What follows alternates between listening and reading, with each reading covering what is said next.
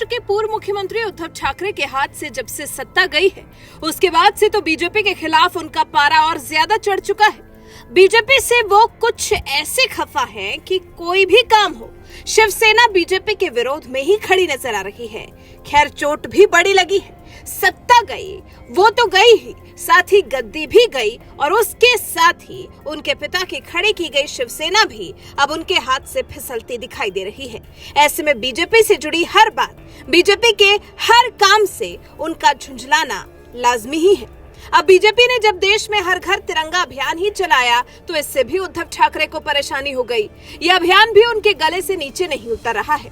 हर घर तिरंगा अभियान के बहाने ही अब वो केंद्र की नरेंद्र मोदी सरकार पर हमलावर नजर आ रहे हैं। प्रधानमंत्री के हर घर तिरंगा अभियान पर उद्धव ठाकरे ने कहा, सिर्फ तिरंगा फहराने से आप देशभक्त नहीं हो जाते।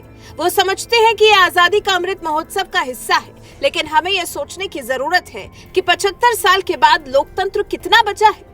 अपने पिता बाला साहेब ठाकरे के 1960 में शुरू की गई कार्टून पत्रिका मार्मिक के 62वें स्थापना दिवस पर वीडियो लिंक के जरिए बोलते हुए उद्धव ठाकरे ने कहा, कार्टूनिस्ट को भारत की गुलामी की ओर बढ़ने के खिलाफ लोगों का मार्गदर्शन करना होगा।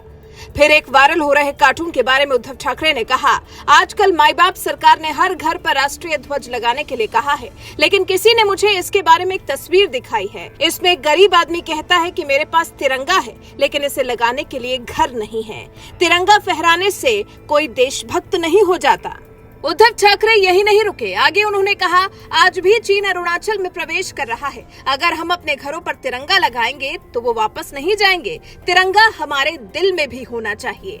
उसके बाद 2 अगस्त से तिरंगे की डीपी लगाने की पीएम मोदी की अपील पर भी उद्धव ठाकरे ने तंज कसा। उन्होंने कहा, तिरंगे को डीपी के रूप में लगाना खुशी की बात है, लेकिन उन लोगों के बजट में कटौती करने की बात करना दुर्भाग्यपूर्ण है जो अपने घरों को छोड़कर देश की रक्षा के लिए सीमा पर खड़े हैं।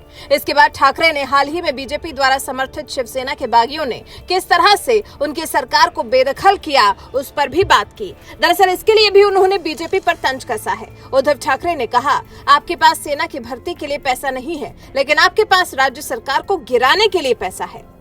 फिर उद्धव ठाकरे ने क्षेत्रीय दलों को खत्म करने की कोशिश का आरोप लगाया। बीजेपी को आड़े हाथों लेते हुए उन्होंने कहा, जेपी नड्डा राज्य की पार्टियों को खत्म करने की बात कर रहे हैं, लोगों को इस बारे में सोचना चाहिए।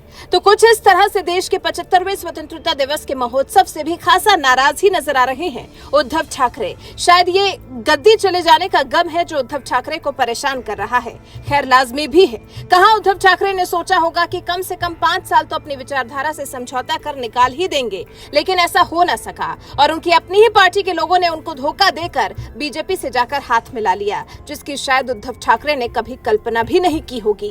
लेकिन ये जो हर घर तिरंगा अभियान को लेकर घर नहीं होने का जो तंज उद्धव ठाकरे मोदी सरकार पर कस रहे हैं, इस पर आप क्या कहते हैं? क्या हर देशवासी को घर देना सिर्फ सरकार की जिम्मेदारी है? क्या सरकार को ही हर किसी को घर देना होता है? सरकार रोजगार पैदा कर सकती है, लेकिन घर तो इंसान को खुद ही बनाना पड़ता है।